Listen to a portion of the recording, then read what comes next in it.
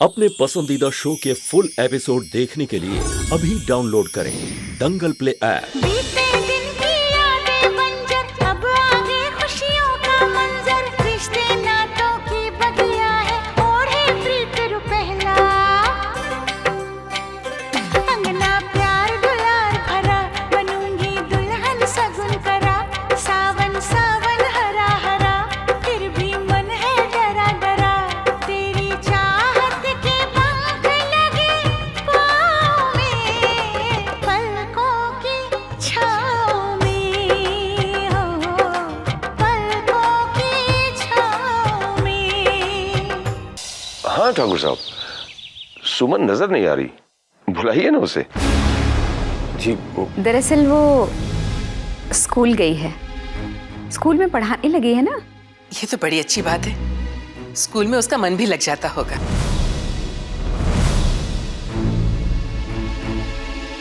हमारी तरफ से आप सुमन को दे दीजिएगा। बहन जी, वो क्या है कि हम लोग सुमन को सफेद साड़ी नहीं पहनने देते भाई। जैसे वो कंचन है हमारे लिए, बस समझ लीजिए वैसे ही सुमन है। तो वाह ठाकुर साहब, आपने तो हमारा दिल जीत लिया। हम तो धन्य हो गए जो हमारे घर का रिश्ता आप लोगों के साथ जुड़ने जा रहा है। अब तो आपकी छोटी बहू से मिलने की इच्छा और भी प्रबल हो गई है। भाई हम तो उससे मिल के ही जाएंगे। जी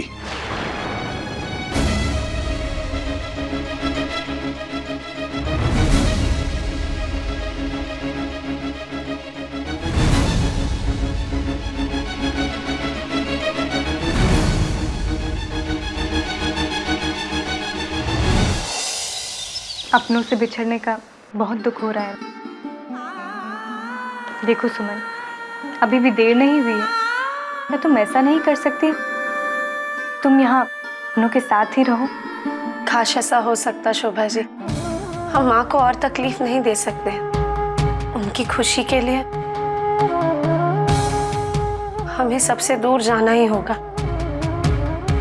काश जाने से पहले हम सभी का आशीर्वाद ले पाते। तुम्हारा इतना मन कर रहा है तो तुम जाके मिल क्यों नहीं लेती? नहीं मिल सकते हैं शोभा जी। और आज तो उस घर में बहुत खुशी का दिन है। कंचन का शगुन आने वाला है। अगर आज हम वहां चले गए तो एक बार फिर उनकी खुशियों को ग्रहण लग जाएगा। हमारी तो भगवान से बस यही प्रार्थना है कि उस घर को खुशियों से आबाद रखे। उफ, अब ये लोग भी सुमन से मिलना चाहते हैं। सुमन तो चली गई, लेकिन उसकी परछाई अभी तक है इस घर में। अब चुप कर विद्या। मुझे तो ये चिंता खाई जा रही है कि समधी समधन जी ने अगर सुमन के बारे में पूछ ले तो हम क्या कहेंगे। समधन जी,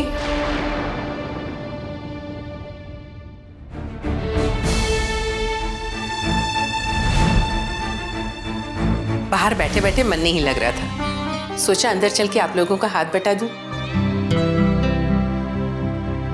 क्या बात है, आप लोग कुछ परेशान दिखाई दे रहे हैं? नहीं नहीं, ऐसी कोई बात नहीं। वैसे अगर पहले से पता होता तो सुमन के लिए हल्के रंग की साड़ी ले आती।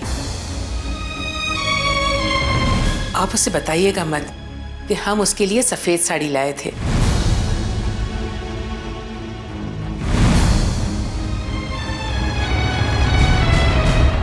पता नहीं माँ को ये बात समझ में आ भी रही है कि नहीं कि उन्होंने सुमन जी को घर से निकालकर कितनी बड़ी गलती की। लेकिन अब मुसीबत तो हमारी हो गई। क्या जवाब देंगे तुम्हारे ससुराल वालों को? परेशान मत होइए भैया, भगवान हमें कोई ना कोई रास्ता जरूर दिखा देंगे। कंचन, रास्ता तो हमारे हाथ में है। सुमन जी कहीं बहुत दूर नहीं है, वो शोभा जी के घर ही पे तो ठहरी है। सुमन को यहाँ नहीं लाना ही ठीक रहेगा। अच्छा होगा कि वो चुपचाप भोपाल चली जाए और अपनी नई जिंदगी की शुरुआत करे। तुम ठीक कह रही हो कंचन।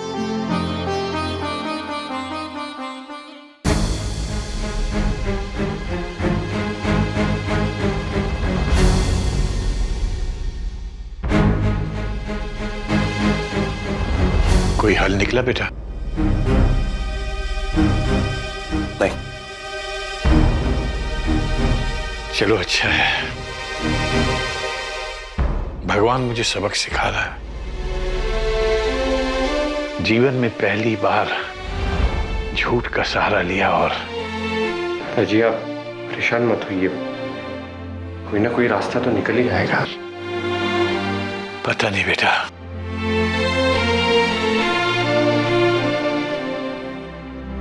कंचन,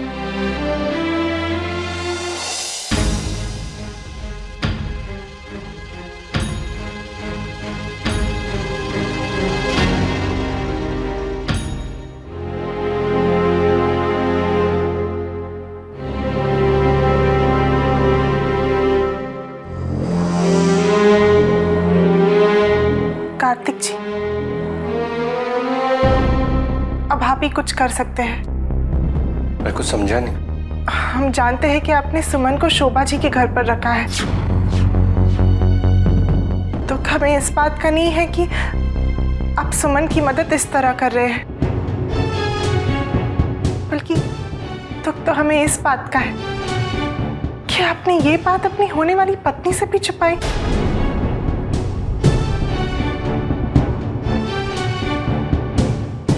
I'm sorry, मेरा इरादा आपका दिल दुखाने का नहीं था। मैं तो सिर्फ ये चाहता था कि सुमन जी इसी गांव में ये बात किसी को पता ना चले, कि अगर घर वालों को या गलती से भी ये बात चाचा जी को पता चल जाती तो वो उन्हें जाने नहीं देते। मैं तो बस एक नए शहर में उनके रहने का और किसी स्कूल में उनके पढ़ाने का इंतजाम कर रहा हूँ। हाँ, बस वो कल ही भोपाल जा रही है। लेकिन अगर वहाँ उन्हें कोई परेशानी हुई तो भोपाल कोई बहुत दूर थोड़ी है, हम उनका हालचाल पूछने तो जा ही सकते हैं। हाँ, ये ठीक रहेगा। अच्छा, और आप कंचन के ससुराल वालों की चिंता मत कीजिए, हम हैं ना, हम सब संभाल लेंगे। चलते हैं। काफी देर हो गई, सुमन अभी तक नहीं आई। जी वो दादाजी, सुमन का फोन आया था। कब आ रही है वो? हाँ, बस यही कहने के लिए फोन किया था कि आज उसे देर हो जाएगी, स्कूल में एक्स्ट्रा क्लासेस है ना, इसीलिए। ओह, इसका मतलब हम लोग उसे मिल ही नहीं पाएंगे। हमारी शाम की तो गाड़ी है। कोई बात नहीं, अगली बार मिल लेंगे, अब तो आना जाना लगा ही रहेगा। अच्छा, अब हम चलते हैं। जी हाँ, अब हमें इजाजत दीजिए।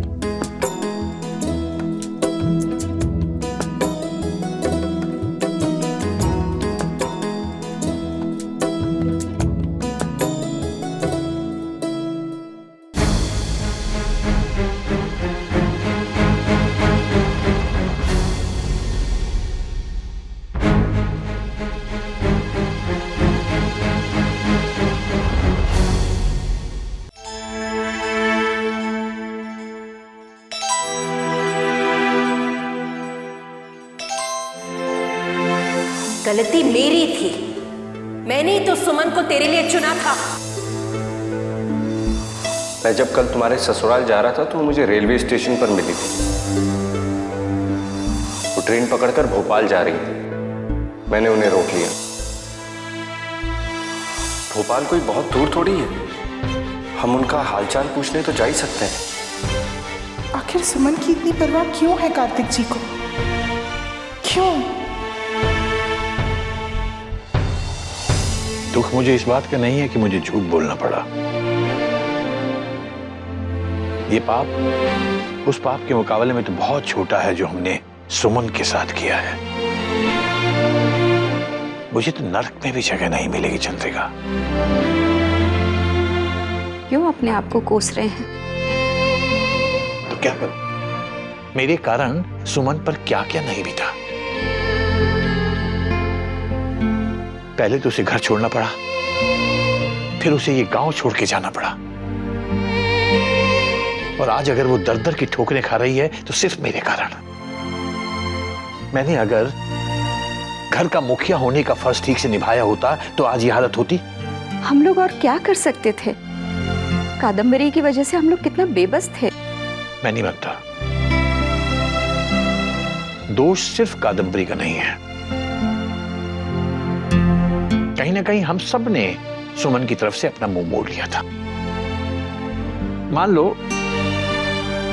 करण कंचन के साथ कहीं बाहर घूमने गया होता और वहां दुर्घटनावश उसकी मृत्यु हो जाती, और कादम्बरी उसकी मृत्यु के लिए कंचन को दोषी मानकर उसे घर से निकालना चाहती, तो क्या हम लोग ये होने देते? नहीं, हम सब ने उसके साथ भेदभाव किया है।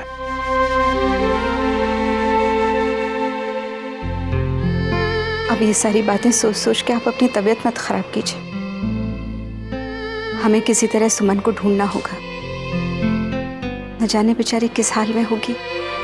ढूंढना तो होगा ही चंद्रिका जी, और साथ साथ एक काम और करना पड़ेगा। मुझे देवेंद्र से माफी मांगनी होगी। माफी मांगकर उसे घर लाना होगा। मैं भी आपके साथ चलूंगी। चलिए। आइए।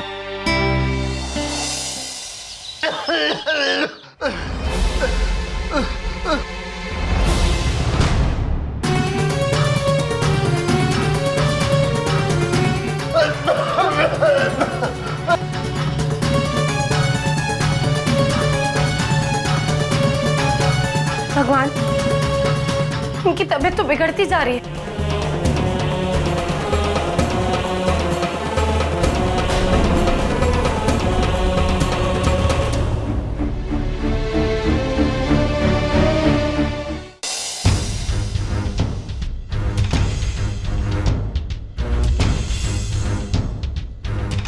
पता नहीं मेडिकल स्टोर कहाँ है, किसी ने हमें देख लिया तो।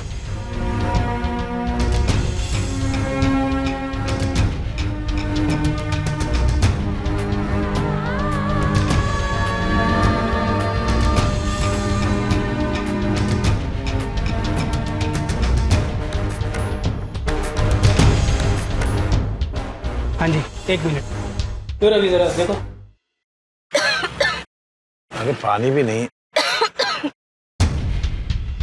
अरे रुके रुके रुके, दुकान आगे, मैं पानी लेके आता हूँ। 1 मिनट।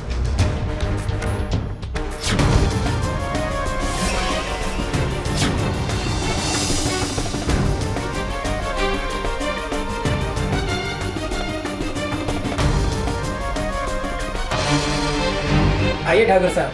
वैसे भाई पानी की बोतल जल्दी दीजिए। जी अभी देता हूँ। बहन जी, आपकी ये दवाई तो मिल गई है, दूसरी वो ढूंढ रहे हैं। मैं जब तक ठाकुर साहब को पानी ला कर देता हूँ।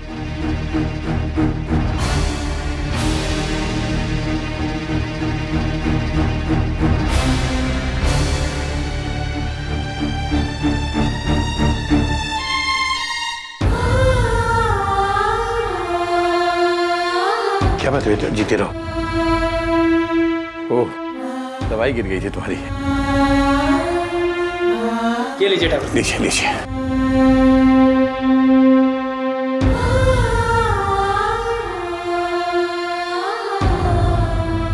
ये हमारा सौभाग्य है कि हमें अनजाने में ही सही आपका आशीर्वाद मिल गया दादाजी।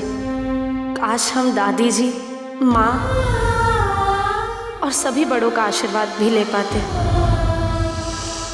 लीजिए मैडम, आपकी दवाई मिल गई। 100 रुपया।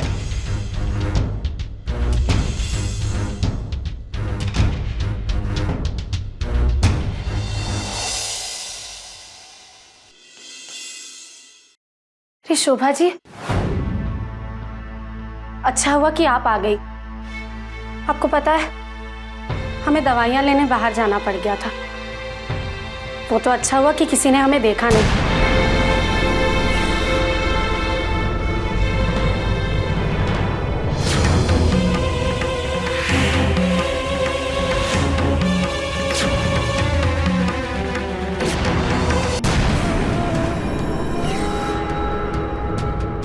हैरत हुई होगी ना आपको हमें यहाँ देखकर।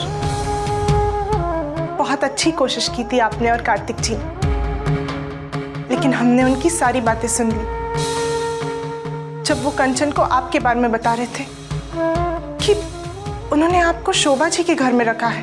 तो हमने ही उन्हें किसी से ये बात कहने को मना किया था, क्योंकि कल तो हम गांव छोड़कर हमेशा के लिए जा ही रहे, ताकि हमारी वजह से आप लोगों को और तकलीफ ना हो। तकलीफ तो आपकी लापता होने से भी हुई है सुमन। कल सरपंच जी घर पर आए थे और सारे गांव वालों के सामने उन्होंने परिवार को क्या कुछ नहीं कहा। और तो और कंचन के ससुराल वाले जब उन्होंने आपसे मिलने का जिक्र किया, परिवार वालों को झूठ बोलना ही पड़ा। हमें ये बातें सुनकर बहुत दुख हो रहा है नंदिनी जी। और इससे भी ज्यादा दुख हमें इस बात का है कि अपने परिवार की मान मर्यादा को ताक पर रखते हुए वो सिर्फ आपकी खुशियों के बारे में सोच रहे हैं। और सुमन, आपको ये बात समझ में ही नहीं आ रही।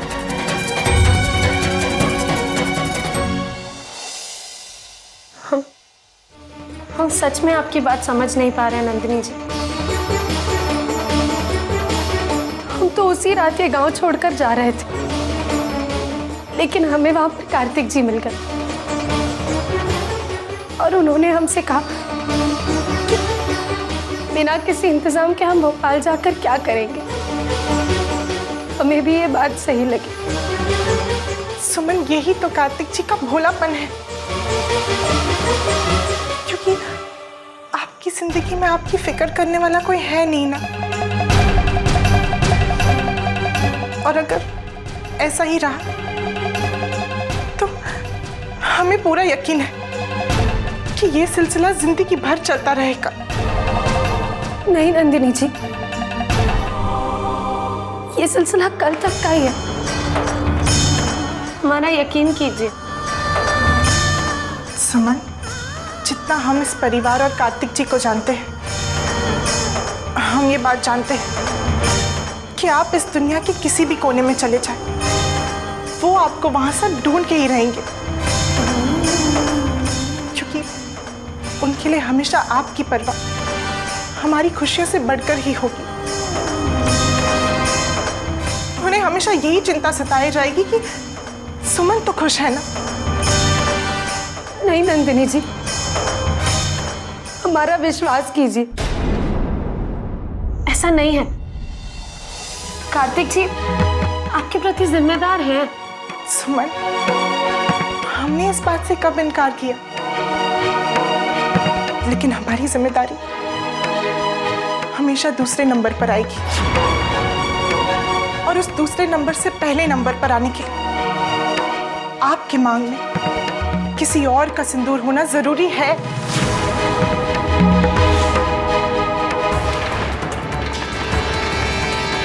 तभी ही हमारे मांग में कार्तिक जी का सिंदूर होगा। आपकी जिंदगी में कोई आपकी जिम्मेदारी उठाने वाला आएगा, आपकी फिक्र करेगा, तभी ही कार्तिक जी हमारे प्रति अपनी सारी जिम्मेदारियां निभाएंगे। हमारे भविष्य का फैसला आपके हाथ में है सुमन।